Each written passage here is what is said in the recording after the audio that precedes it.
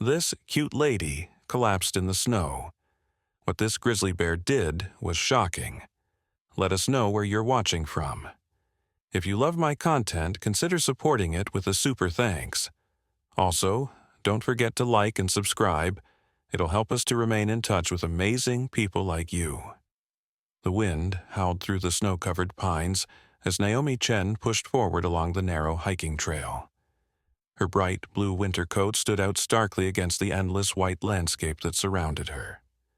She had only meant to take a short hike to clear her head, to escape the stress of her job as a wildlife photographer. But the sudden snowstorm had caught her by surprise. Now, with the temperature dropping rapidly and the path becoming less visible with each passing minute, Naomi was beginning to worry. Her legs felt heavier with each step. The backpack containing her camera equipment weighed down on her shoulders like a stone. Sweat beaded on her forehead despite the freezing cold, and her breaths came in short, painful gasps. She hadn't told anyone where she was going, a rookie mistake she now deeply regretted. The mountain trail in Glacier National Park was beautiful, but treacherous in winter conditions.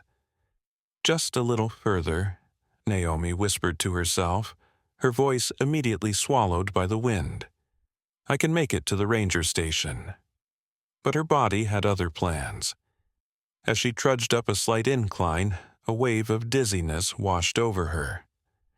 The world tilted sideways, the white ground rushing up to meet her.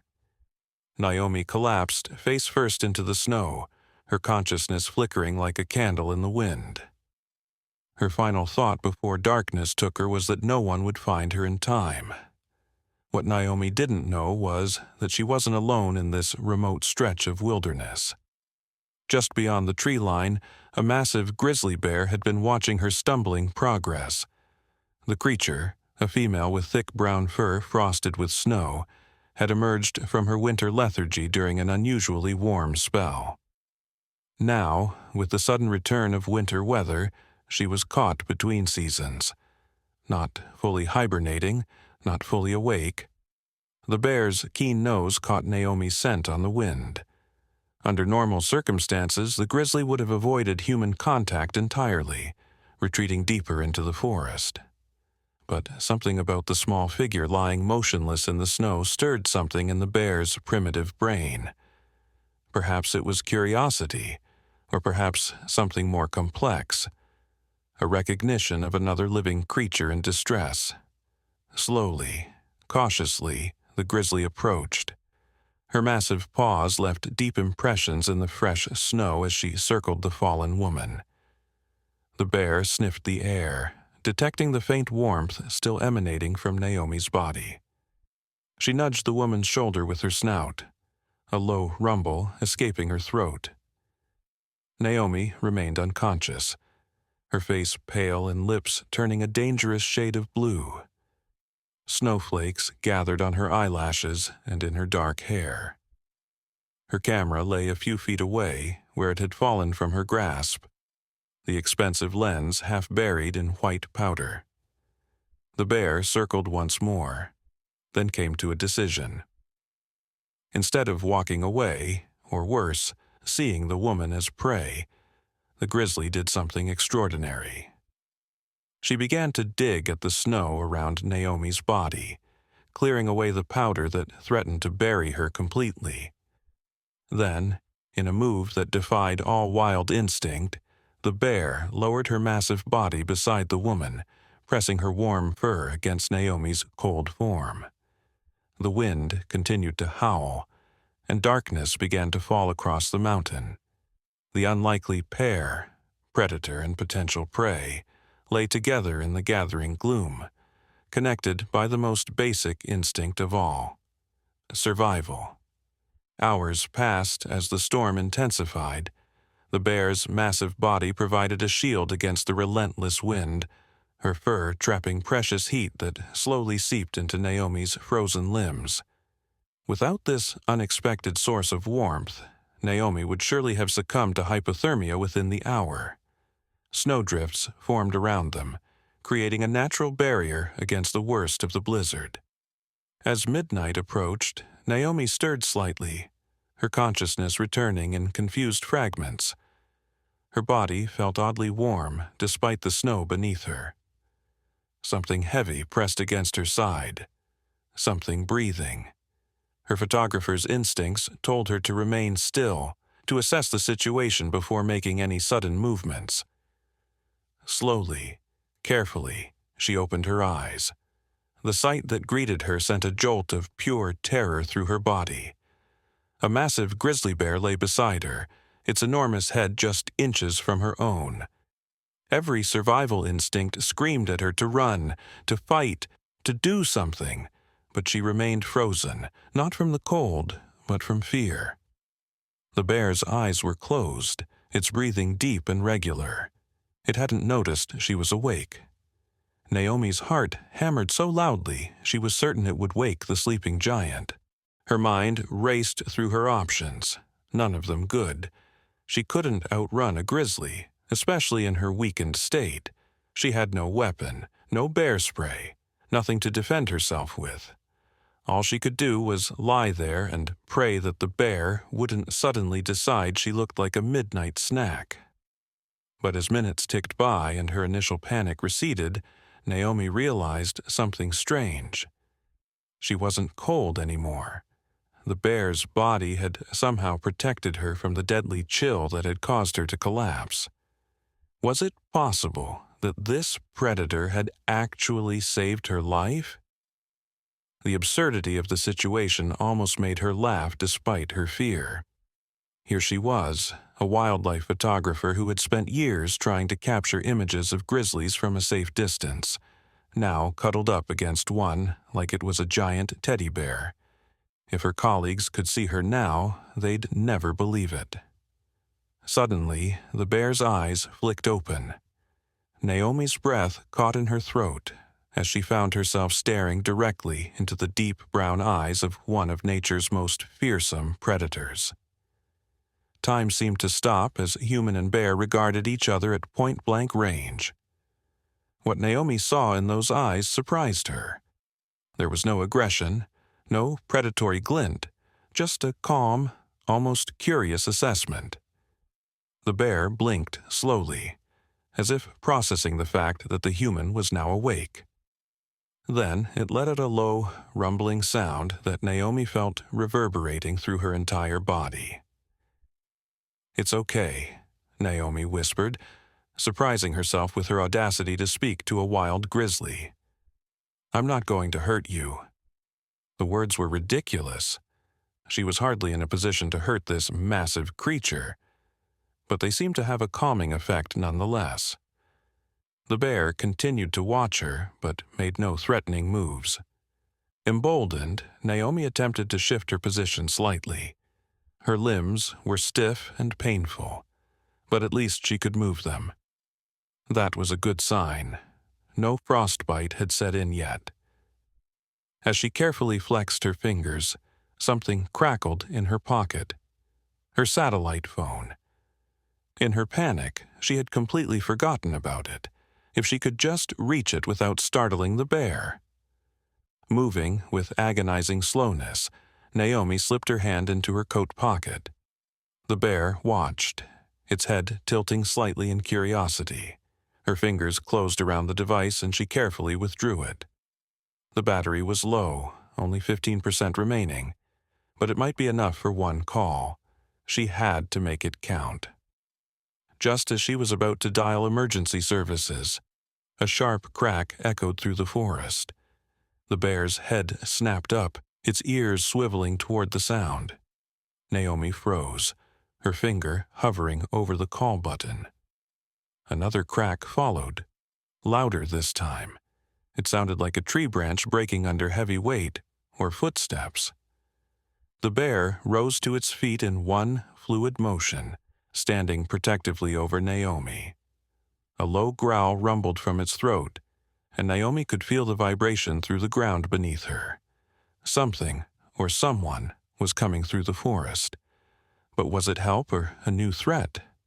"Hello?" Naomi called out, her voice weak but audible. "Is anyone there?" Silence, followed her call. Even the wind seemed to hold its breath. Then came a sound that sent chills down Naomi's spine. Not footsteps, but the unmistakable growl of another bear. The grizzly, standing over her, responded with a roar that shook the very air. Naomi covered her ears, the sound so powerful it seemed to rattle her bones. Through the trees, she could make out a dark shape moving toward them, another bear, even larger than her unexpected protector. With mounting horror, Naomi realized what was happening. The newcomer was a male grizzly, and by the aggressive way it was approaching, it saw either her or the female bear as a threat or potential meal. The female bear widened her stance, placing herself more firmly between Naomi and the approaching male. "No, no, no," Naomi whispered, clutching her satellite phone tightly. This couldn't be happening. She had survived the cold only to witness a potentially deadly confrontation between two massive predators, with herself caught in the middle. The male bear emerged fully from the trees now, its massive form silhouetted against the snow. It stood on its hind legs, towering at over 8 feet tall, and let out a challenging roar. The female responded in kind, not backing down an inch. Naomi knew that if the bears fought, she would be in grave danger regardless of the outcome. Even if her protective bear won, the violence might trigger her predatory instincts. And if the male won? Naomi didn't want to think about that possibility. With shaking hands, she pressed the emergency call button on her phone. To her immense relief, it connected despite the weak signal. A crackling voice answered, barely audible. "Emergency services, what's your situation?" "Help," Naomi managed, her voice a hoarse whisper. "Glacier National Park. I'm trapped between 2 grizzly bears about to fight. Northern Trail, maybe 5 miles from Pineview Lookout." "Did you say bears, ma'am? Are you safe? Can you—" The call cut off as the phone battery died. Naomi stared at the blank screen in despair. Had they received enough information to find her? And even if they had, would they arrive in time? The standoff between the bears continued, a symphony of growls and threatening postures. The female hadn't yielded her position protecting Naomi, which both touched and terrified her. Why was this wild animal putting itself at risk for a human? As the first light of dawn began to filter through the trees, illuminating the snow-covered landscape, Naomi noticed something strange about the male bear. There was something unnatural about the way it moved, something almost mechanical. And now that she could see better in the growing light, she noticed a small red dot blinking on its neck. Understanding dawned on her with a mixture of relief and new concern. It wasn't a real bear at all. It was one of the Wildlife Research Institute's tracking robots, designed to study bear behavior without human intervention. The realistic exterior fooled animals and kept researchers safe during observation. But something had clearly gone wrong with its programming for it to be acting so aggressively. The female bear, however, believed the threat was real, and an 8-foot robot with metal claws designed to climb trees could do serious damage even without intending to. Naomi had heard about these machines, but had never seen one in action. If she could just reach the emergency shutdown switch that should be located at the base of its neck. But that would mean getting past her protective bear and approaching what appeared to be an aggressive male grizzly. It was madness. Yet as the robot bear took another step forward, its movements jerky but threatening, Naomi knew she had to try something. "I have to stop this," she murmured, struggling to her feet. Her legs nearly buckled beneath her, still weak from her ordeal, but adrenaline gave her strength. "Easy, girl," she said to the female bear, not knowing if the animal could understand her tone, but hoping her non-threatening posture would communicate her intentions. The female bear glanced at her. clearly confused by the human's decision to stand rather than stay safely behind her. Naomi took a cautious step forward, then another, moving slowly around the bear that had saved her life.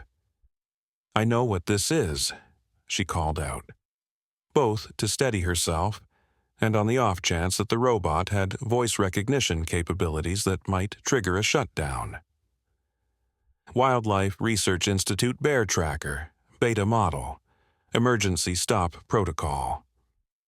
The robot continued its aggressive display, unresponsive to her words.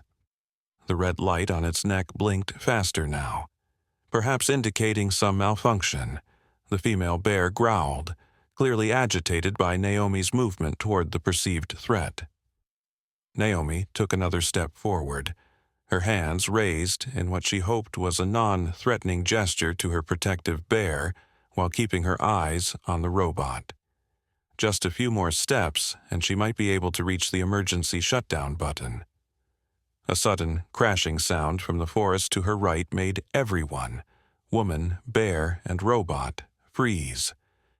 Through the trees came the beam of a powerful flashlight, followed by the welcome sight of two park rangers in heavy winter gear, accompanied by a man in a technical-looking jacket emblazoned with the Wildlife Research Institute logo.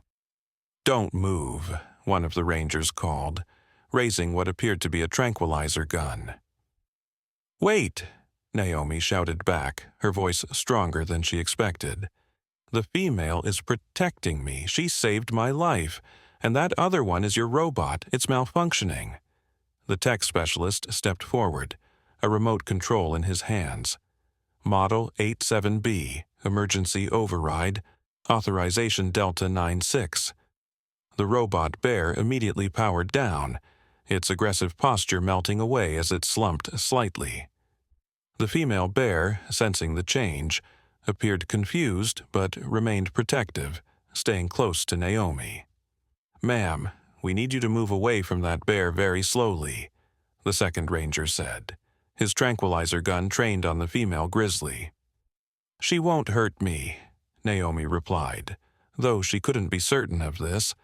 After all, wild animals remained unpredictable no matter how seemingly gentle. "She kept me warm all night. I would have died without her." The rangers exchanged skeptical glances, but the tech specialist looked intrigued.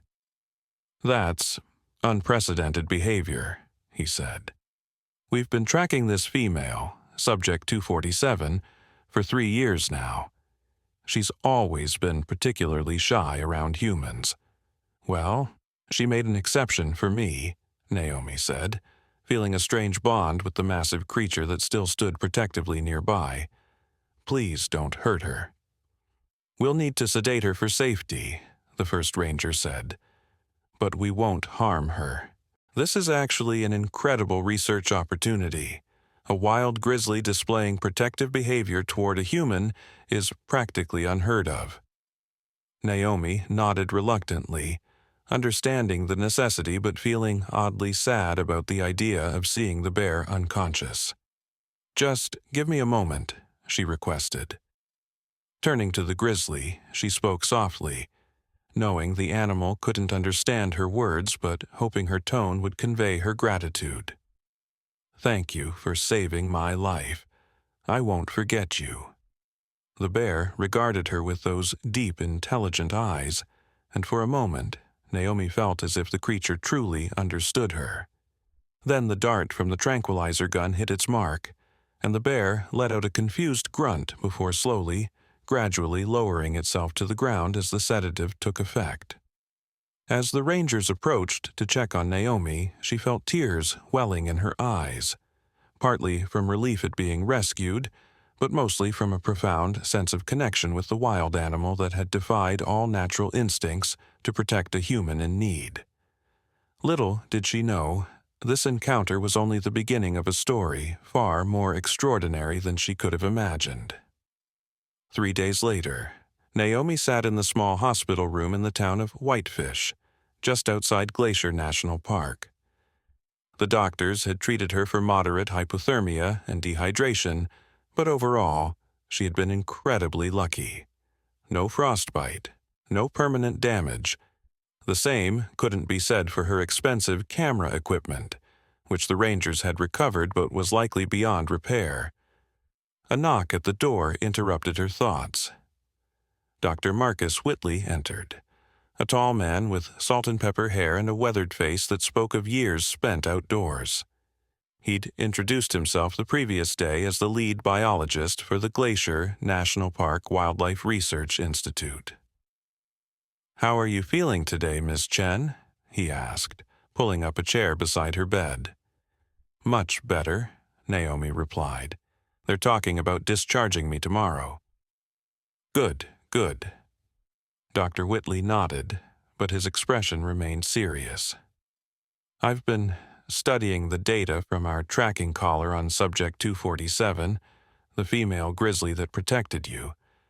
I've never seen anything like it in 30 years of bear research." Naomi leaned forward, intrigued. "What do you mean?" "Bears don't behave like that," he said, opening a laptop he'd brought with him. "Especially not grizzlies.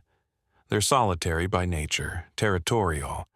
They avoid humans when possible and certainly don't provide body heat to keep them alive." He turned the screen toward her, showing a map with a blinking red dot. "This is her current location. She's been circling the same area for the past 3 days, ever since we relocated her." The dot was moving in a pattern around what appeared to be the trail where Naomi had collapsed. "She's looking for you," Dr. Whitley said quietly. A chill that had nothing to do with her recent hypothermia ran down Naomi's spine. "That's not possible. I would have said the same thing before seeing the footage from our field cameras." He clicked on a video file. The grainy night vision footage showed the sedated bear being transported to a new location deep in the wilderness, miles from any hiking trails. The video jumped forward several hours to show the bear waking up, shaking her massive head in confusion. Instead of wandering off to find food as expected, she began sniffing the air, then the ground, moving in an increasingly frantic pattern. "She's trying to pick up your scent," Dr. Whitley explained, "and here's where it gets truly bizarre."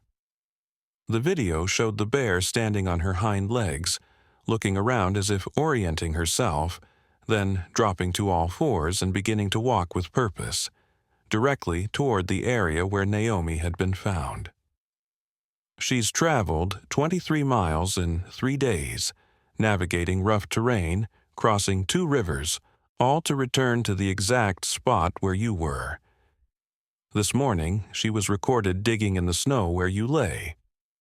Naomi stared at the screen, a mixture of wonder and disbelief washing over her. Why would she do that? Dr. Whitley shook his head. "That's what I was hoping you might help us understand.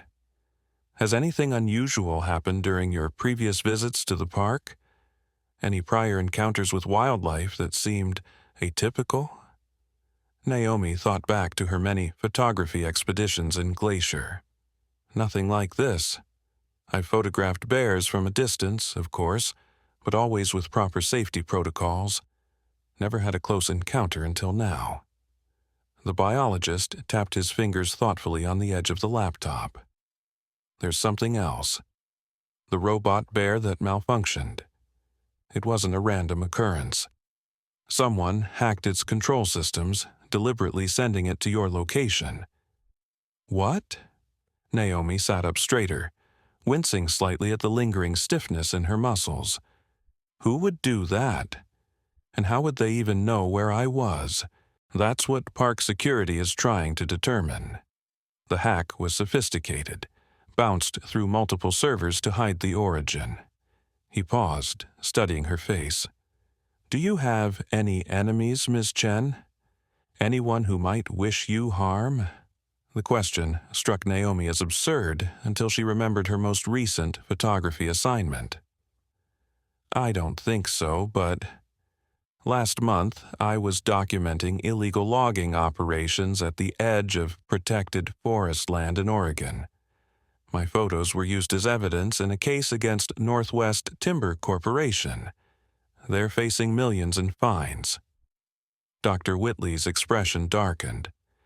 That might explain it, but it doesn't explain the bear's behavior. He closed the laptop. I have a proposition for you, Ms. Chen. Once you're discharged, would you be willing to participate in a controlled experiment? What kind of experiment? We want to see how Subject 247 reacts to your presence again. Under carefully monitored conditions, of course. Complete safety protocols, tranquilizer teams on standby. Naomi hesitated. Part of her was intensely curious about the bear that had saved her life, but another part recognized the danger of seeking a second encounter with a wild predator. I'm not sure that's wise, Dr. Whitley. It could provide invaluable data for bear conservation and human-wildlife interaction studies. Plus, he added, it might be the only way to help her. She's not eating, not following normal behavior patterns. If this continues, she won't survive the winter. That statement hit Naomi hard. The thought that the bear might be risking its own survival because of her was unbearable. When would this experiment take place? Tomorrow, if you're discharged. We've set up a secure observation area near where she's been circling.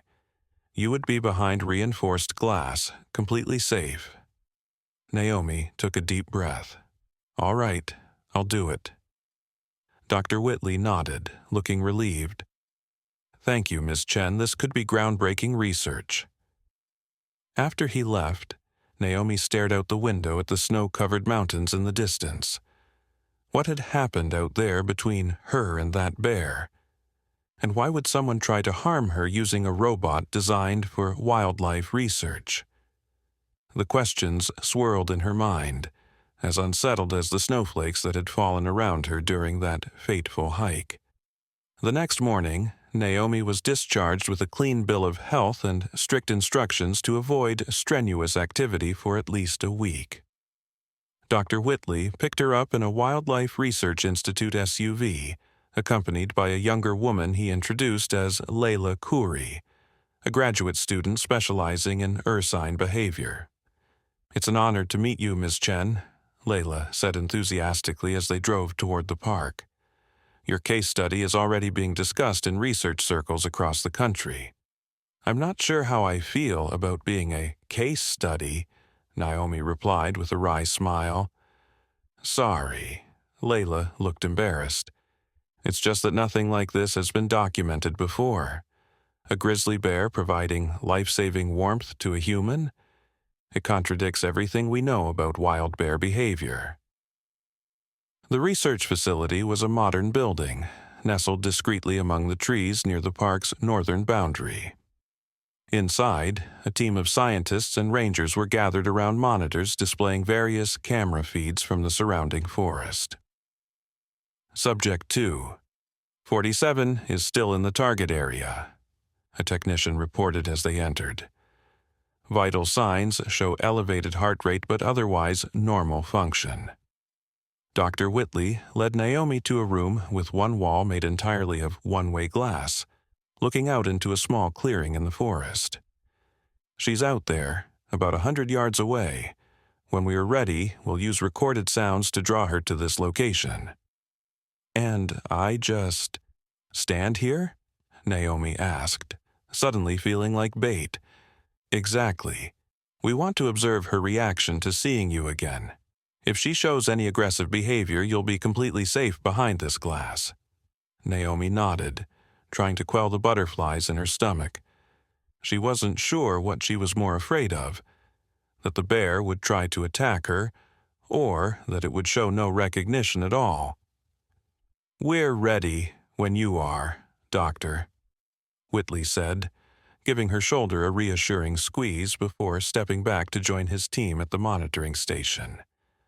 Naomi took her position near the glass. A speaker outside emitted a series of low tones, designed to mimic sounds that would attract a curious bear without alarming it. Minutes passed, and Naomi found herself holding her breath. Then, movement at the edge of the clearing caught her eye. A massive shape emerged from between the trees, its brown fur standing out against the white snow. Subject 247, her bear, had arrived. The grizzly moved cautiously into the clearing, nose raised to test the air. When she reached the center of the open space, she stopped, standing perfectly still except for her head, which turned slowly as she surveyed her surroundings. "Remarkable," Dr. Whitley murmured from behind Naomi. "She's displaying searching behavior, not foraging or territorial assessment." The bear rose onto her hind legs, towering at over 7 feet tall, her focus seeming to zero in on the observation window. Could she sense Naomi's presence behind the glass? "Miss Chen," Dr. Whitley said quietly, "would you mind speaking?" Just a few words. Naomi cleared her throat. "Hello there," she said, her voice amplified slightly by a microphone that carried it outside. "Remember me?" The effect was immediate and astonishing. The bear dropped to all fours and charged toward the window, moving with startling speed for such a large animal. Several researchers gasped, and Naomi instinctively took a step back, even knowing the glass was designed to withstand much greater impacts than a bear collision. But the grizzly stopped short, just feet from the window. She raised a massive paw and placed it against the glass, tilting her head as if confused by the barrier. There was no aggression in the movement, just recognition. "My God," Dr. Whitley breathed. "She recognizes your voice." Naomi stepped forward again, drawn by some inexplicable connection.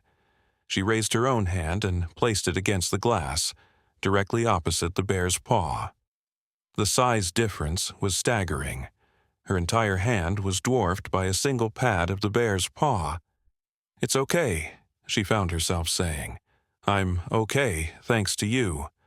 The bear let out a low rumble that vibrated through the glass. Then, to everyone's astonishment, she sat back on her haunches, maintaining her position just feet from the window, her eyes fixed on Naomi. "I've never seen anything like this," Layla whispered, furiously taking notes. "This isn't just recognition, it's communication." Dr. Whitley moved to Naomi's side. "We need to try something else. Would you be willing to step outside? With proper safety measures, of course." "Outside?" Naomi echoed, her mouth suddenly dry. "With her? You'd be behind an electric fence barrier, invisible but highly effective. And we have tranquilizer teams positioned all around. If she makes any threatening move, she'll be sedated immediately." Naomi looked back at the bear, still sitting patiently outside the window. Those eyes, there was something in them she couldn't explain, something that seemed to transcend the natural barrier between human and wild animal. "All right," she heard herself say. "Let's try it." The preparation was meticulous. Naomi was fitted with a protective vest and given an emergency transmitter. Dr. Whitley explained the protocol 3 times to ensure she understood. Any sign of aggression from the bear, she was to press the button and immediately back toward the facility door. When everything was ready, Naomi stepped through a side door into the clearing. The electric barrier was invisible, but she could feel the slight hum of electricity in the air. The bear immediately turned toward her, rising again to her full height. "Subject 247 is showing interest but no signs of aggression," Dr. Whitley's voice came through an earpiece. "Heart rate elevated, but within normal parameters." The bear dropped back to all fours and approached the barrier, stopping just short of where the invisible fence would deliver its deterrent shock. She sniffed the air intently, her eyes never leaving Naomi. "Hello again," Naomi said softly. "Thank you for keeping me warm out there." The bear made a chuffing sound, almost like a greeting. Then, slowly, deliberately, she lay down in the snow, her massive body stretched out along the line of the invisible fence, as close to Naomi as she could get without crossing the barrier. It was exactly the position she had taken that night on the mountain: protective, warming, sheltering. "This is unprecedented." Dr. Whitley's voice was tight with excitement in Naomi's ear. "She's displaying the same nurturing behavior from your encounter. Can you try moving to your left? Let's see if she follows." Naomi took several steps to her left, parallel to the barrier. The bear immediately stood and moved along with her, maintaining the same relative position. When Naomi stopped, the bear again lay down.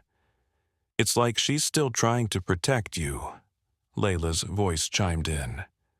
"But from what?" As if in answer to her question, a sharp crack echoed through the trees. The bear was on her feet in an instant, a warning growl rumbling from deep in her chest as she positioned herself between Naomi and the direction of the sound. "What was that?" Naomi asked, suddenly tense. "Not sure," Dr. Whitley replied. "Security team is investigating. Ms. Chen, I think we should bring you back inside until—" Another crack, louder this time. Then a sound that made Naomi's blood run cold, the distinctive report of a high-powered rifle. "Active threat," someone shouted through the earpiece. "Get her inside now." But it was too late. A sharp pain exploded in Naomi's shoulder, spinning her around with the impact. She looked down in shock to see a dart, not a bullet, protruding from her protective vest. Her last conscious thought before the powerful tranquilizer took effect was of the bear roaring in fury, charging the invisible fence barrier despite the painful shock it would deliver. Then darkness claimed her once again. Naomi awoke to the steady beep of medical equipment and the murmur of urgent voices. Her vision swam into focus, revealing the same hospital room she had just left that morning. "She's awake," a nurse called out, and moments later, Dr. Whitley appeared at her bedside, his face drawn with concern. "Ms. Chen, how do you feel?" Naomi struggled to find her voice. "Groggy. What happened?" "Someone breached our security perimeter. Hit you with a tranquilizer dart meant for large mammals. Could have been lethal if it hadn't caught in your protective vest, reducing the dose you received." He ran a hand through his hair, looking exhausted. It was a professional job. They knew exactly where we'd be and when. "The bear?" Naomi asked, suddenly remembering the roar of fury she'd heard before losing consciousness. Dr. Whitley's expression shifted, becoming harder to read. "That's complicated. She broke through the electric fence, took multiple shocks but didn't stop. By the time security reached you, she was standing over your unconscious body, preventing anyone from approaching. Took 3 tranquilizer darts to sedate her." Naomi tried to process this information. "She was protecting me again." "Undeniably. The security footage is remarkable. She created a defensive perimeter around you, displaying behavior typically only seen in mother bears defending cubs." He shook his head in wonder. "We've never documented anything remotely like this between a wild bear and a human. Where is she now?" "Back in containment at the research facility. The incident has attracted attention from higher-ups. The U.S. Fish and Wildlife Service has sent a team to investigate. This goes beyond unusual behavior into something we can't explain through standard wildlife behavioral models." Naomi tried to sit up, grimacing as her body protested the movement. The tranquilizer's effects were still lingering in her system. "Someone tried to shoot me. Twice in 1 week. I think I deserve some answers about what's going on." Dr. Whitley checked that the hospital room door was closed before leaning closer. "The FBI is involved now. They tracked the hacker who reprogrammed our robot bear. It leads back to a shell company with ties to Northwest Timber Corporation." Naomi felt a chill. Her photographs documenting their illegal logging had apparently made her a target. So they're trying to kill me to prevent further testimony. That's the theory. But it doesn't explain the bear's behavior. He hesitated. There's something else. Something I haven't told the authorities yet because, frankly, it sounds too bizarre. What is it? Subject 247, your bear. She has a microchip embedded near her brainstem. It's not one of ours. It's not any wildlife tracking technology I've ever seen. Naomi stared at him. What are you saying? I'm saying someone experimented on this bear. The technology is advanced, beyond anything in current commercial use. It appears to be some kind of neural interface. He lowered his voice further. And it activated the night she found you. The implications were staggering. Are you suggesting some kind of controlled behavior? Mind control? No, not exactly. The chip doesn't seem designed to control, more to enhance existing neural pathways, to amplify certain responses, perhaps. But here's the truly strange part. It contains programming we can't decipher, and it seems to have imprinted on you somehow. Naomi tried to absorb this information, but it seemed too fantastic. A bear with an experimental neural chip that had somehow formed a bond with her? It sounded like the plot of a science fiction novel, not something that could happen in real life. Who would do this? Why? Dr. Whitley spread his hands. That's what we need to find out. And quickly, before whoever is behind this makes another attempt on your life, or decides that Subject 247 has become a liability. The thought of the bear being in danger because of her sent a surge of protective instinct through Naomi. After all, the animal had saved her life twice now. What can we do? Once you're discharged, again, I want to bring you to a secure facility. We have a team ready to examine the chip more thoroughly, but we need you there. The bear's neural patterns change when you're present. It might be the key to understanding what we're dealing with. Naomi nodded slowly. I'll do whatever it takes to help her, and to find out who's behind this. Dr. Whitley stood. Rest now. I've arranged for security outside your door. No one gets in without proper clearance. After he left, Naomi stared out the window at the darkening sky. The mystery had deepened, taking a turn she could never have anticipated. Somewhere out there was a person or organization experimenting with advanced neural technology on wildlife, and they were willing to kill to keep it secret. And somewhere closer, a bear with an inexplicable connection to her was waiting, their fates now intertwined in ways neither human nor animal could have imagined. 3 days later, Naomi stood in a state-of-the-art laboratory hidden within a nondescript government building in Helena, Montana. Subject 247, whom Naomi had started mentally calling Guardian, though she kept this to herself, was visible through a reinforced observation window, lying calmly on a specially constructed platform while the scientists monitored her vital signs. The sedative will wear off soon. Dr. Eleanor Patel, a neuroscientist brought in by the FBI, explained as she studied a series of brain scans displayed on a large monitor. Then we'll be able to observe her cognitive responses in real time. Dr. Whitley joined them, accompanied by Agent Teresa Martinez, the FBI investigator assigned to the case.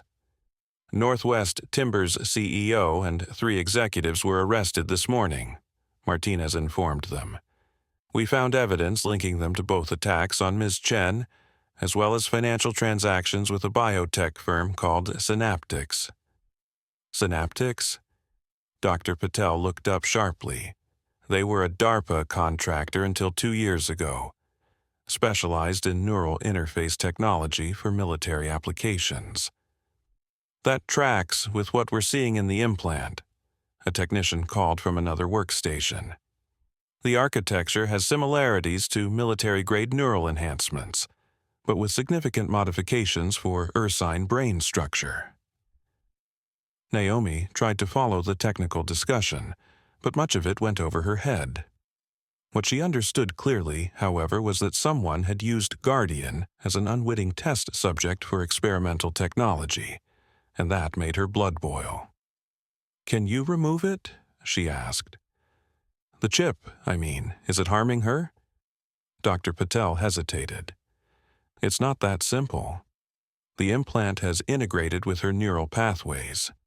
Removing it could cause severe brain damage or even death at this point. But keeping it in there, isn't that just continuing the experiment without consent?" "It's an ethical quandary," Dr. Whitley acknowledged. "But for now, our priority is understanding exactly what the device does and why it created this connection between you two." Through the window, Guardian began to stir, her massive body shifting as the sedation wore off. Her eyes opened, immediately scanning the room until they locked onto Naomi through the glass. The bear's reaction was immediate. She rose to her feet, moving directly to the window, separating them. "Look at the neural activity," Dr. Patel breathed, gesturing to the monitors. "It's spiking in the recognition and bonding centers, similar to what we'd see in a parent recognizing their child." "That's not possible," Agent Martinez stated flatly. "Bears don't form bonds with humans. They're wild animals." "And yet," Dr. Whitley gestured toward the window, where Guardian had placed her paw against the glass, just as she had done at the previous facility. Without thinking, Naomi stepped forward and placed her hand against the glass opposite the bear's paw. The monitors recording Guardian's brain activity lit up with activity. "The implant is enhancing natural empathy pathways," Dr. Patel said, studying the data. "But that doesn't explain the specificity of her attachment to Ms. Chen." A technician who had been quietly working at a computer terminal looked up suddenly. "I think I found something. There's a dormant subroutine in the implant's code that activated the night Ms. Chen collapsed. It seems to be triggered by human distress signals, specifically the biochemical markers released during hypothermia." "So the implant detected that I was freezing to death?" Naomi asked. "Precisely. And it overrode the bear's natural instincts, compelling her to provide warmth and protection." The technician continued scrolling through data. "But here's the interesting part.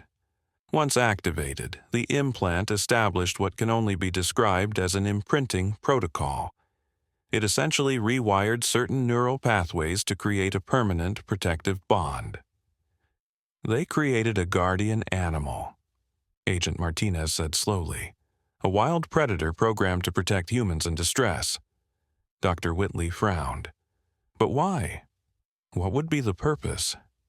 The room fell silent as they all considered the implications. Finally, Dr. Patel spoke. "Search and rescue, perhaps?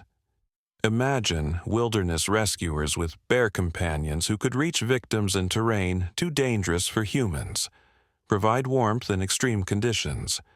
Or military applications," Agent Martinez suggested grimly.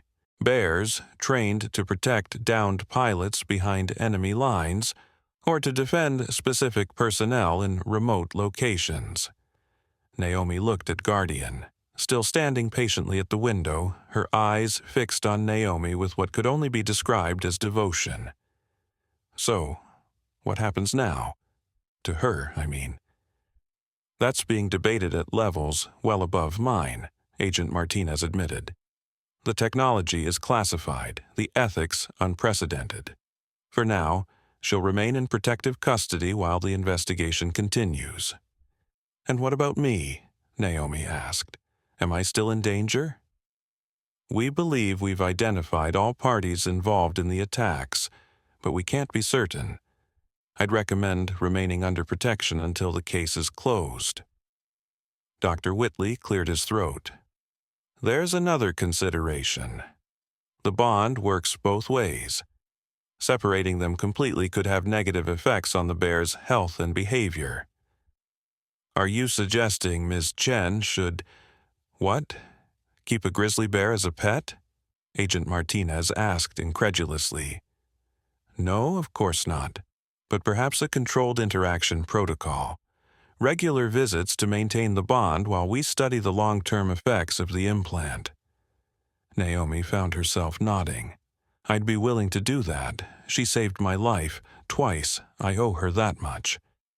As if understanding the discussion, Guardian made a soft chuffing sound, pressing her paw more firmly against the glass.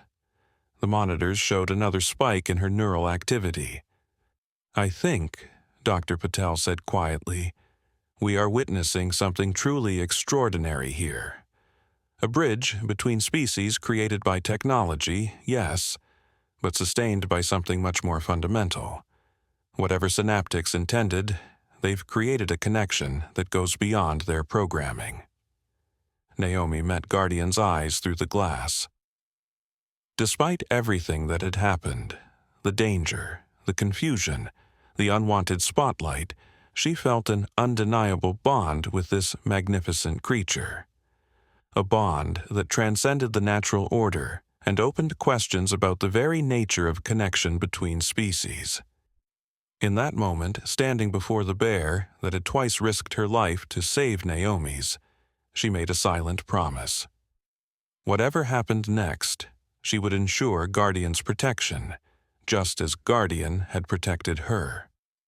Outside the facility, snow began to fall again, covering the Montana landscape in a fresh blanket of white, a reminder of where their strange journey had begun, in the cold wilderness where a woman had collapsed and a bear had made an impossible choice.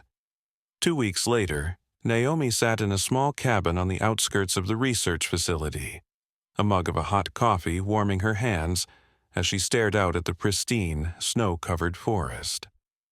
The FBI had established this as her safe house while the investigation continued, close enough to maintain her regular visits with Guardian, but secluded enough to keep her away from prying eyes. The media had gotten wind of the story, despite everyone's best efforts at containment. Wildlife photographer forms miraculous bond with grizzly rescuer, read one headline. Bear guardian angel, miracle in Montana, proclaimed another. Most portrayed it as a heartwarming tale of animal compassion, missing entirely the darker truth of experimental neural technology and corporate assassination attempts. A knock at the door drew Naomi from her thoughts. She checked the security monitor, a necessary precaution these days, and saw Dr. Whitley stamping snow from his boots on the porch. She buzzed him in, the electronic locks disengaging with a soft click. "Morning," he greeted, unwinding a scarf from his neck. His breath still clouded in the cabin's interior, which Naomi kept cooler than most would find comfortable. Her time with Guardian had left her with an increased tolerance for cold. "How are you settling in?" "Well enough," Naomi replied, pouring him a cup of coffee. "Any news?" Dr. Whitley accepted the mug gratefully, warming his hands around it before speaking. "Several developments, actually, some concerning." He pulled a tablet from his bag and placed it on the kitchen table. "First, the good news. Guardian is thriving under the new protocol. Her vitals are strong, feeding patterns normal, and the neural patterns have stabilized since we began your regular interaction sessions." "And the bad news?" Naomi asked, sensing there was more. "The investigation into Synaptics has hit some roadblocks. Key researchers have disappeared, gone off-grid completely, and most of their research data was scrubbed from servers before the FBI could secure it." He swiped through several screens on the tablet. "But our team managed to recover fragments, including this." He turned the tablet toward Naomi. On the screen was a map with dozens of blinking red dots scattered across the northern United States and Canada. "What am I looking at?" "Implant signatures," Dr. Whitley said grimly.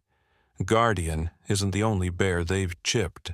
Based on this data, we estimate Synaptics has implanted at least 47 grizzlies and black bears across the northern wilderness areas. Naomi felt her stomach drop. 47? All with the same technology? Similar, but not identical. The code we extracted suggests they were testing different variations of the implant, different parameters, different trigger conditions. He swiped to another screen showing complex neural mapping diagrams. Some were designed to activate based on specific human pheromones, others on vocal patterns or body temperature thresholds. They were running a wide-scale field experiment using wild bears as unwitting test subjects. Naomi struggled for words. That's monstrous. It gets worse. Dr. Whitley's expression grew more troubled. We've identified 3 cases in the past year where lost hikers reported being guided to safety by bears that showed unusually non-aggressive behavior, all in areas where these implanted bears were released. Naomi set down her coffee, her hand trembling slightly. They were testing the rescue protocols, using actual people in danger. It appears so, creating real-world scenarios to see if the implants functioned as designed. He hesitated. But there's another element we're concerned about. Some of the implant variations contain what appear to be dormant aggression triggers. What does that mean? It means some of these bears could potentially be activated to attack specific targets rather than protect them. The same technology that compelled Guardian to save you could, with different programming, be used to create a weapon. The implications struck Naomi like a physical blow. A deniable assassination tool, a Grizzly attack would be assumed to be natural, tragic, but not suspicious. Exactly. The perfect cover for elimination of targets in wilderness areas.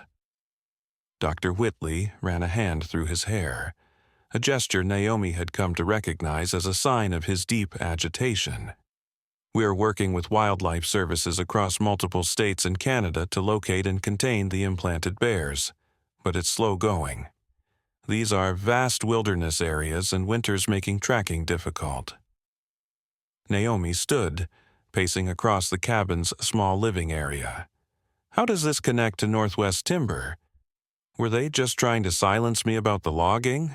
Or were they involved with Synaptics directly? That's where it gets interesting. We found financial records showing that Northwest Timber's parent company, Meridian Holdings, was a major investor in Synaptics.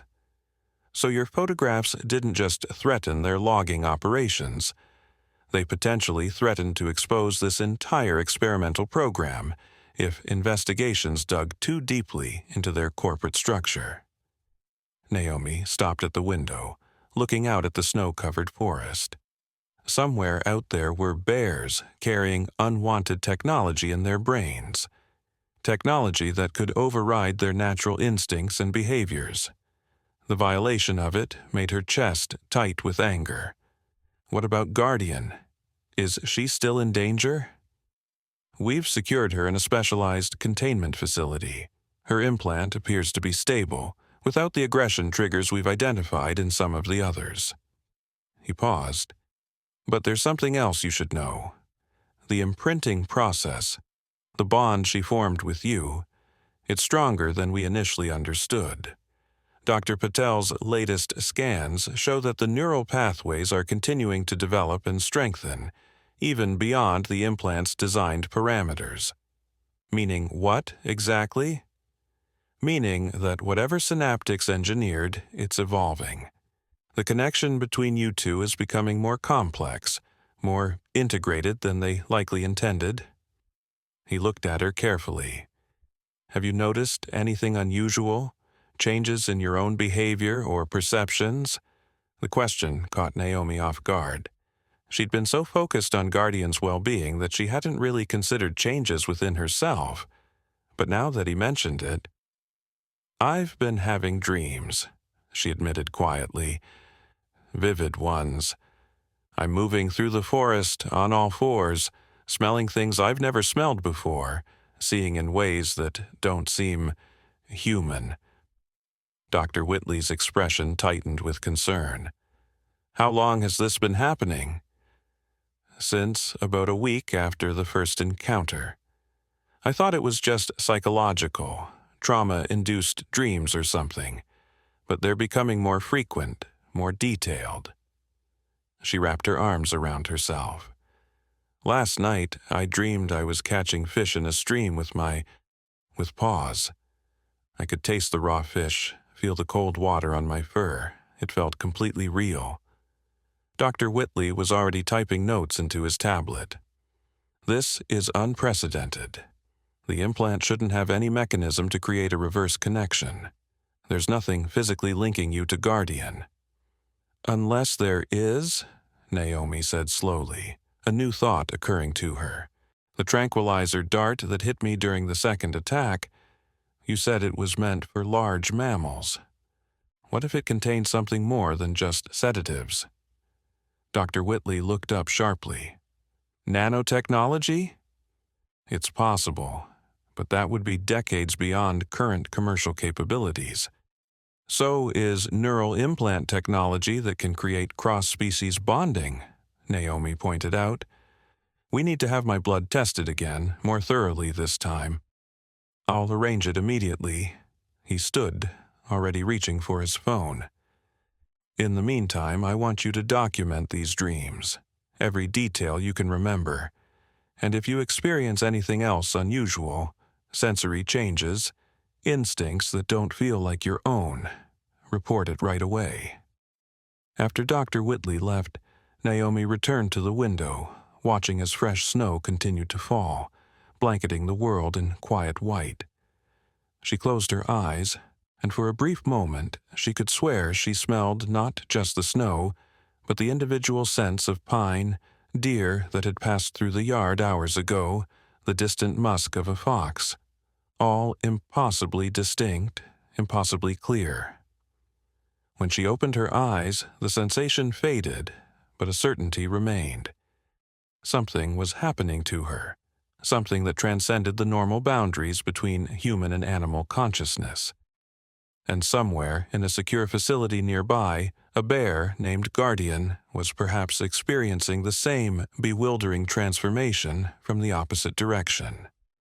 The blood tests confirmed Dr. Whitley's worst fears.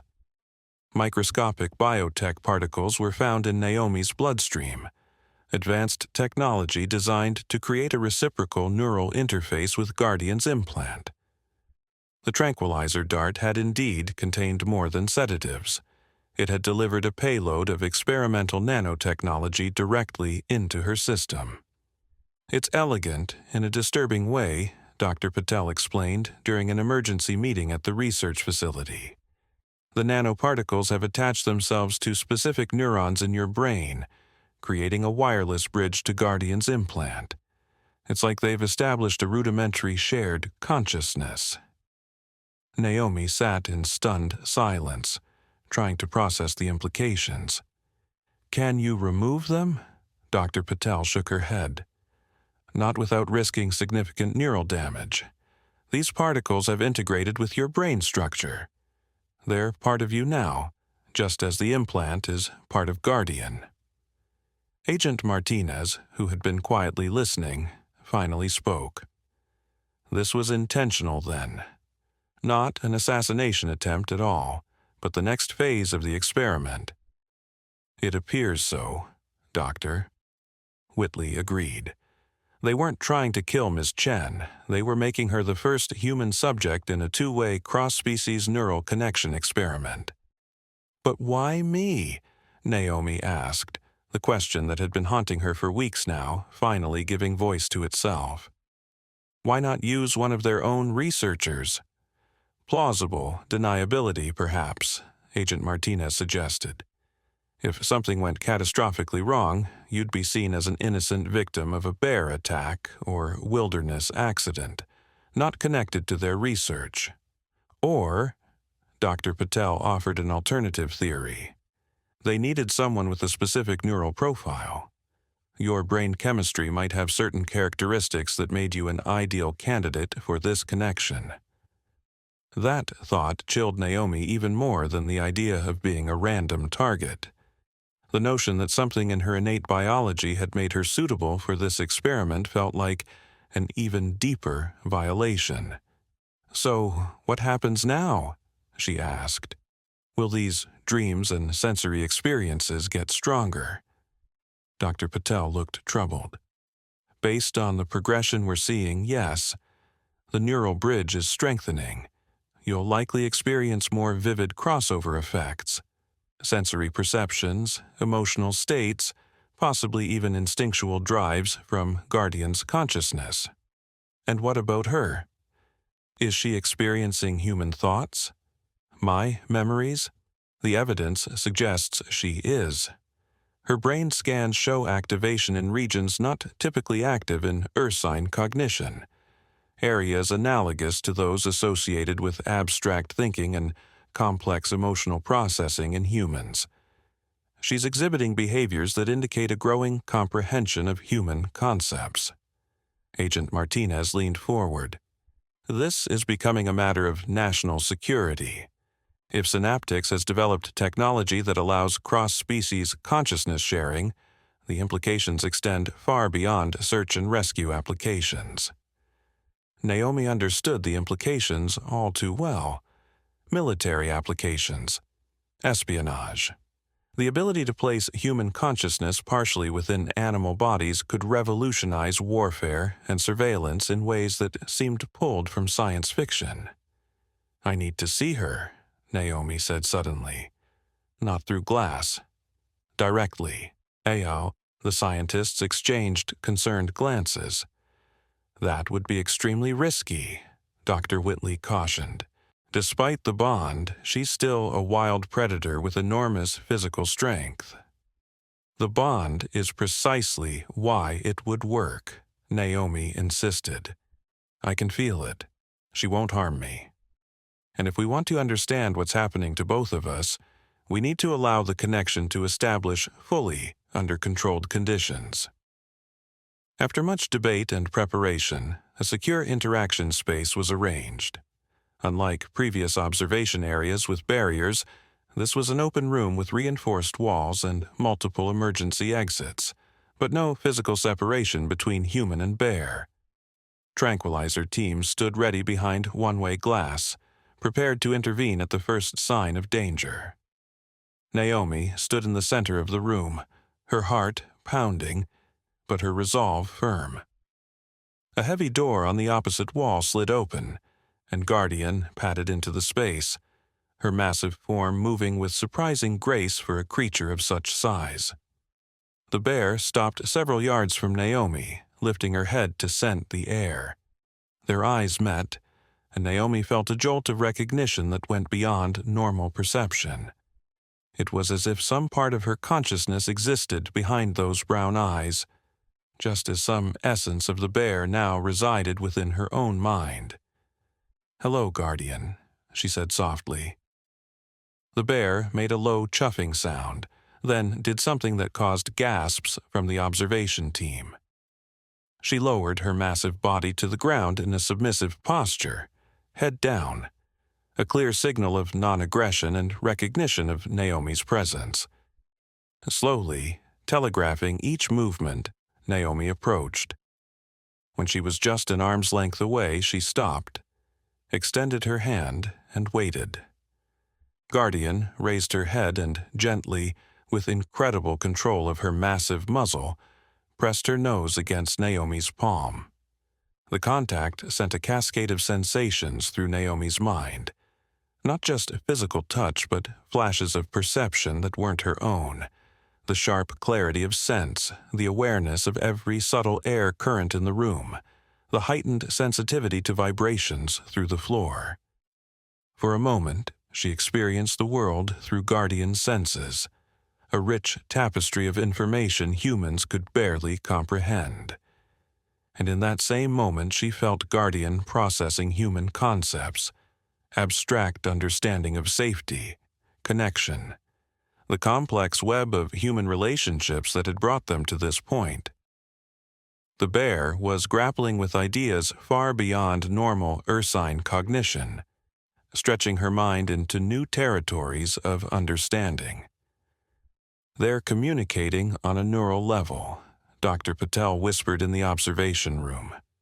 "The implant and nanotech are creating a real-time exchange of sensory data and cognitive processes." Naomi slowly knelt before the bear, maintaining eye contact. Guardian remained perfectly still, watching her with eyes that seemed to hold a depth of understanding no wild animal should possess. "We're connected now," Naomi said softly, knowing on some level that Guardian could understand the concept if not the exact words. "Both changed by what they did to us, but we'll figure this out together." As if in response, Guardian did something truly extraordinary. She raised her paw, not to strike, but with deliberate control, and extended it toward Naomi in a gesture that unmistakably mimicked a human handshake. The observation room erupted in astonished exclamations. This was not natural bear behavior. This was learned human behavior, executed with clear intent and understanding. Naomi reached out and gently clasped the offered paw, feeling the rough pads and incredible strength held carefully in check. "Partners," she said, her voice thick with emotion. A sudden, sharp pain lanced through Naomi's head, causing her to wince and close her eyes. When she opened them again, her perspective had changed dramatically. The world appeared in muted colors, but with incredible detail and depth. Scents bombarded her consciousness. The antiseptic smell of the facility, the unique identifiers of each human behind the glass, the lingering traces of every person who had walked through the room in the past day. She looked down and saw not her own hands, but massive paws resting on the floor. She could feel the weight of her body, Guardian's body, distributed on 4 powerful limbs, the sensation of fur covering her skin, the different balance and posture of a quadrupedal form. Panic threatened to overwhelm her until she realized that she still had awareness of her human body too. She could feel herself kneeling on the floor, her hand still touching Guardian's paw. But somehow, impossibly, she was experiencing both perspectives simultaneously, occupying 2 bodies at once. And in that same moment she could sense Guardian experiencing the novel sensation of human form, the strange balance of upright posture, the dexterity of fingers, the more limited but differently focused sensory input of human perception. The moment passed as quickly as it had come, leaving Naomi gasping for breath as she returned fully to her own body. Guardian shook her massive head as if clearing it, then looked at Naomi with what could only be described as wonder. "Did you see that?" Dr. Whitley demanded through the communication system. "Pupillary synchronization, simultaneous autonomic responses. They were in some kind of shared consciousness state." Naomi stood shakily, never breaking eye contact with Guardian. "It's more than a neural bridge," she called back to the observation team. "We can trade places or share spaces. I just experienced being her, while still being me." The implications were staggering. Not just communication between species, but actual consciousness sharing. The ability to experience life as another being while maintaining one's own identity. It was something humans had imagined in spiritual practices and science fiction, but never achieved in reality until now. "This changes everything," Dr. Patel said, her voice filled with awe and not a little fear. Indeed it did, for Naomi and Guardian, for science, and for the very understanding of consciousness itself. But as Naomi looked into the bear's eyes that now held a spark of human comprehension alongside wild animal instinct, she felt something else beyond the wonder and confusion. Determination. Whoever had done this to them hadn't considered that creating a bridge between minds might result in a partnership stronger than either alone. With Guardian's raw power and instincts combined with Naomi's human intelligence and determination, they weren't just subjects in an experiment. They were something new, something unprecedented, and they would use that connection to find the people responsible and ensure no other animals were exploited in this way again. As if sensing her thoughts, and perhaps she truly was, Guardian made a soft rumbling sound of agreement. The hunt was about to begin, and their targets had no idea what was coming for them. The next 3 weeks transformed Naomi's understanding of consciousness, communication, and the boundaries between species. With each carefully monitored interaction session, the neural bridge between her and Guardian strengthened, allowing longer periods of shared perception and more complex exchanges of thought patterns. Dr. Patel had developed a theory about what was happening. "Your brains are essentially teaching each other," she explained, showing Naomi the comparative scans of both her brain and Guardian's. Human cognition emphasizes abstract thought, language processing, and long-term planning. Ursine cognition prioritizes sensory processing, spatial awareness, and instinctual response patterns. As the bridge allows these different cognitive strengths to intermingle, both of your neural architectures are adapting, creating new pathways to accommodate the shared information. The practical results were both fascinating and disorienting. Naomi found herself experiencing moments of hyperacute sensory awareness, able to detect subtleties of scent, sound, and electromagnetic fields that humans normally couldn't perceive. Her spatial memory had improved dramatically. She could navigate through the forest blindfolded, building perfect mental maps of her surroundings through a combination of the scent, sound, and air pressure. Guardian, meanwhile, was displaying increasingly sophisticated problem-solving abilities. She could now understand basic written words presented on large cards, comprehend simple mathematical concepts, and communicate through a system of deliberate movements that Dr. Whitley had developed, allowing her to speak in a rudimentary language of gestures. Most remarkable were the periods of full consciousness sharing, brief episodes where Naomi could experience life through Guardian's body while maintaining awareness of her own. These moments had progressed from accidental flashes to controlled exchanges that could be initiated by either of them, though they rarely lasted more than a few minutes before the mental strain became too great. During these exchanges, Naomi had gained insights into bear existence that no human researcher had ever accessed. The complex emotional life of these creatures, their detailed mental mapping of territories, the way they perceived time and seasons through subtle environmental cues.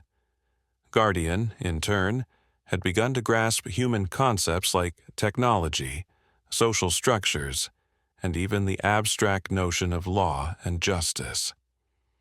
The investigation into synaptics, meanwhile, had reached a critical juncture. Agent Martinez arrived at the facility one morning with news that sent ripples of excitement and concern through the research team.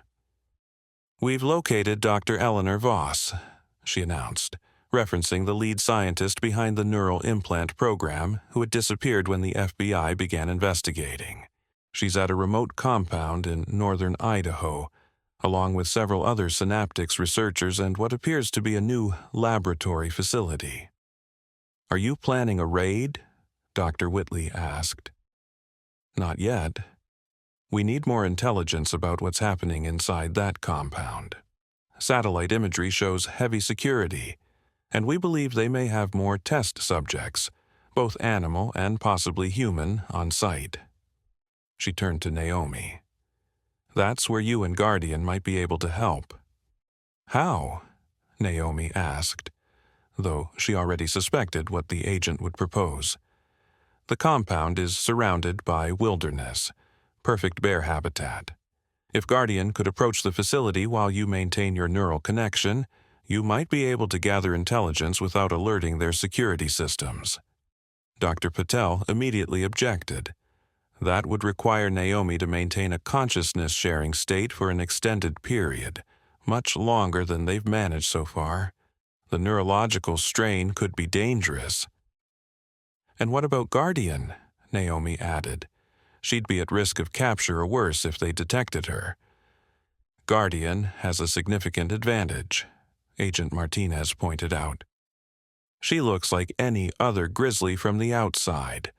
Unless they specifically scan for the implant signature, they'd have no reason to suspect she's anything more than a wild bear wandering near their property.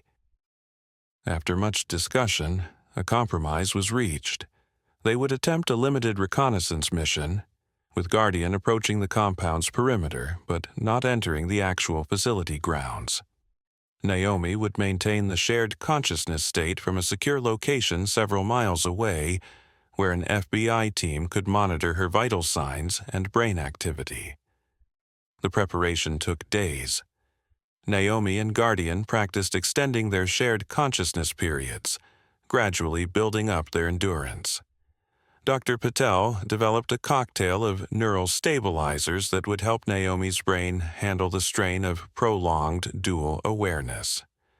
The FBI established a command post in a cabin within range of the compound but far enough away to avoid detection.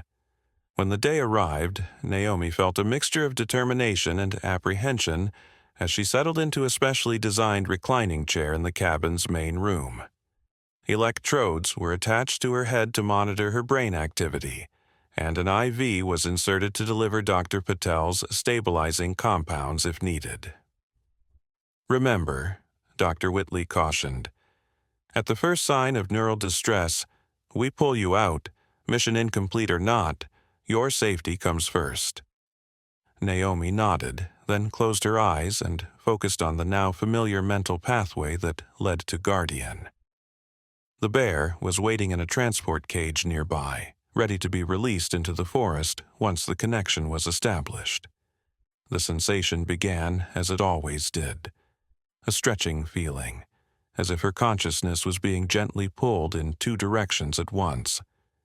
Then came the disorienting double vision, the overlay of sensory inputs from two different bodies.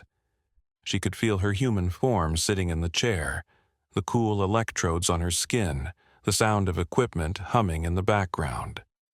But simultaneously she could feel Guardian's powerful body, the containment of the cage, the rich tapestry of scents from the nearby forest. "I'm connected," she reported, her voice sounding strange in her own ears as she coordinated speaking through her human body while maintaining awareness of Guardian's form. "Release her." The cage door was opened, and Guardian padded out, her massive paws moving with deliberate care across the forest floor. Naomi guided their shared consciousness, directing the bear toward the target while experiencing every step, every scent, every sound through Guardian's heightened senses. They moved through the forest for nearly an hour, navigating by landmarks the FBI had identified from satellite imagery. Through Guardian's eyes, Naomi could see with surprising clarity in the dim forest light. Through her nose, she could detect the passage of other animals, the presence of water sources, and eventually the faint chemical traces of human habitation ahead. "We're picking up signs of the compound," she reported back to the team. "I can smell fuel, cleaning chemicals, processed food." The sensory information Guardian provided was incredibly detailed, allowing Naomi to build a mental map of their surroundings that far exceeded what any human reconnaissance could have achieved. As they approached the perimeter, Guardian moved with increased caution, keeping to natural cover and avoiding open spaces. Through her ears, Naomi detected the faint electrical hum of security systems, motion sensors and cameras mounted on trees at intervals along an invisible boundary line. "They've extended their security perimeter into the natural forest," she reported. "Disguised tech in the trees, approximately 100 meters from any visible structures." Guardian paused behind a fallen log, raising her head slightly to peer toward the compound. Through her eyes, Naomi could make out a cluster of buildings in a cleared area, what appeared to be a main research facility, several smaller outbuildings, and a perimeter fence. But it was what Guardian's nose detected that sent a chill through Naomi's dual consciousness. "Bears," she said urgently. "I can smell multiple bears. At least 7 distinct individuals, all in close proximity. They must be keeping them in one of those structures." As if in response to this discovery, Guardian let out a low rumble, not loud enough to carry to the compound, but an expression of clear distress at the scent of captive members of her species. "Easy," Naomi soothed, using their connection to project calm. "We'll help them, but we need to gather more information first." Guardian continued to circle the perimeter at a safe distance, staying beyond the security sensors while gathering crucial intelligence through her acute senses. She detected the patterns of human movement. Approximately 20 individuals moving between buildings at regular intervals. She identified a helicopter landing pad, fuel storage, and what appeared to be a small armory based on the distinct smell of gun oil and explosives. Most disturbingly, she picked up scents that Guardian recognized, and Naomi, through their connection, came to understand represented fear, pain, and distress, both animal and human. Whatever was happening in that compound, it involved suffering. They had just completed a full circuit of the perimeter when disaster struck. A sudden gust of wind changed direction, carrying Guardian's scent directly toward the compound. Almost immediately, an alarm began to sound, and Naomi could hear voices shouting, doors slamming. "They've detected us," she reported urgently. "Guardian smells something wrong. Other bears are agitated." Through their connection, Naomi felt a surge of protective instinct from Guardian so powerful it almost overwhelmed their shared consciousness. The bear wanted, needed, to respond to the distress call she could now hear coming from her captive kin. "No," Naomi projected forcefully. "We can't help them by charging in. We need to retreat now." For a tense moment, Guardian's instincts warred with the human reasoning Naomi was projecting. Then, with reluctance that Naomi could feel as a physical sensation, the bear turned and began moving away from the compound, back toward deeper forest. They hadn't gone more than 50 yards when a new scent hit Guardian's nose. Human predators moving rapidly through the forest. A security team was deploying to investigate the perimeter breach. "They're tracking us," Naomi reported, feeling her heart rate increase in both bodies simultaneously. 5, maybe 6 humans, armed with tracking equipment. Guardian increased her pace, using her intimate knowledge of forest movement to navigate quickly while minimizing sound and sign. But the pursuit was well coordinated, with the team spreading out to cover multiple approach vectors. A sharp crack echoed through the forest. Not a gunshot, but a breaking branch as one of the pursuers moved closer than expected. Guardian froze, then slowly turned her massive head. Through her eyes, Naomi saw a man in tactical gear less than 30 feet away, raising what appeared to be a tranquilizer gun. What happened next occurred with such speed that Naomi's human mind could barely process it. Guardian's instincts took over, her powerful body exploding into motion. She charged not toward the man but at a tangent, crashing through underbrush to create maximum confusion before veering sharply in another direction. The tactic worked, momentarily. Shouts of alarm went up, the pursuit team's careful coordination disrupted by the sudden, violent movement. Guardian used the confusion to put distance between herself and the immediate threat, her powerful legs carrying her through the forest at a speed Naomi found exhilarating and terrifying in equal measure. But they weren't clear yet. The pursuit regrouped quickly, and now vehicles could be heard in the distance, ATVs or similar, moving along forest access roads to cut off escape routes. "They're trying to herd us," Naomi realized, the insight coming partly from her human strategic thinking and partly from Guardian's instinctual understanding of predator tactics. Through their connection, Naomi projected a new plan. Instead of running directly away from the compound, they would double back, using a creek bed to mask their scent trail, then circle around to approach the FBI observation post from an unexpected direction. Guardian understood immediately, adjusting course toward the sound of running water. They splashed into the cold creek, moving upstream for several hundred yards before emerging on the opposite bank and cutting across a ridgeline. The maneuver seemed to be working. The sounds of pursuit grew more distant, more scattered, as the security team followed false trails and checked the most obvious escape routes. They traveled for another hour, making a wide circuit that would eventually bring them back toward the FBI cabin. Naomi's dual consciousness was beginning to strain now, the prolonged connection taxing her neural pathways beyond anything they'd attempted before. She could feel a headache building in her human body, vision beginning to blur at the edges. "Need to disconnect soon," she managed to report to the team. "Can't maintain much longer." "Understood," came Dr. Whitley's voice, seemingly from very far away. "Guardian's tracker shows she's about 2 miles out. Can she make it back independently if you have to drop the connection?" "Yes," Naomi confirmed, feeling Guardian's agreement through their bond.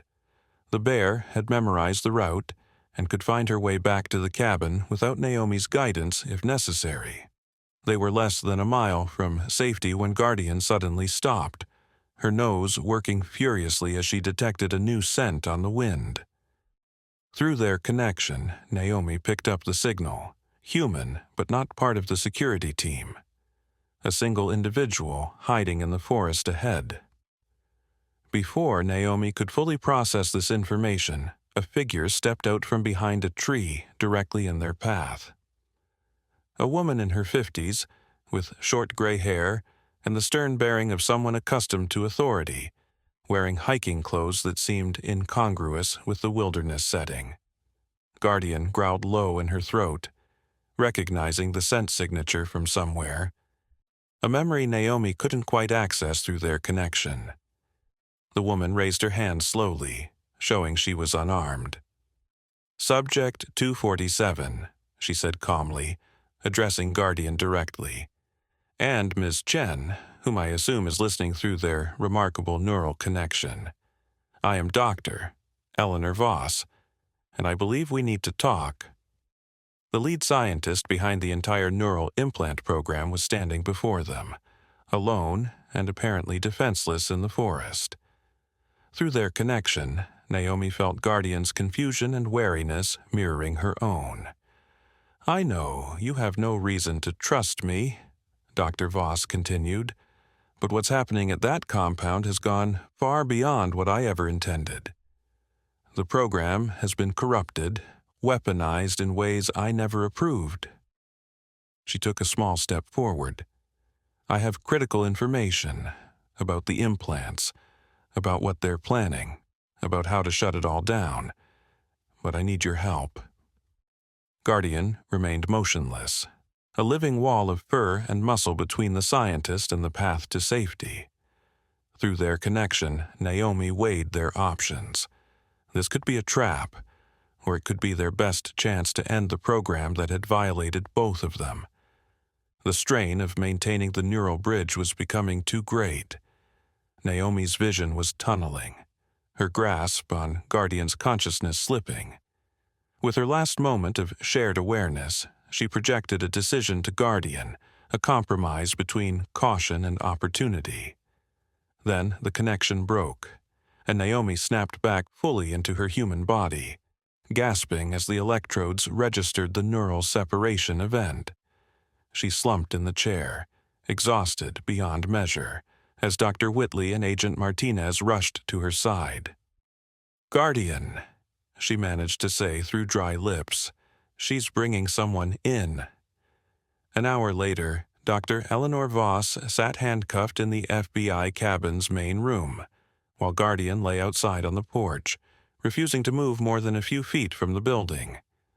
The bear had escorted the scientists directly to their location, maintaining a threatening proximity that made it clear any attempt to flee would be met with immediate consequences. "Start talking," Agent Martinez instructed, recording device active on the table between them. Dr. Voss looked haggard, the lines on her face deepened by what appeared to be months of stress and fear. "I never intended any of this," she began. "The neural implant program was designed for conservation and rescue applications only, a way to guide bears away from dangerous human encounters, to help them avoid forest fires, to assist in locating lost hikers. Yet you implanted unknown technology into wild animals without any ethical oversight or approval," Dr. Whitley pointed out coldly. "Yes," she admitted, "I justified it as necessary for real-world testing that couldn't be replicated in captive settings. I told myself the benefits would outweigh the ethical compromises." She looked down at her hands. "I was wrong." "What changed?" Naomi asked from her position on the couch, where she was still recovering from the neural strain of the extended connection. Meridian Holdings took controlling interest in Synaptics 18 months ago. They brought in new directives, new researchers. They weren't interested in conservation. They wanted weapons, surveillance tools, deniable assets for operations that could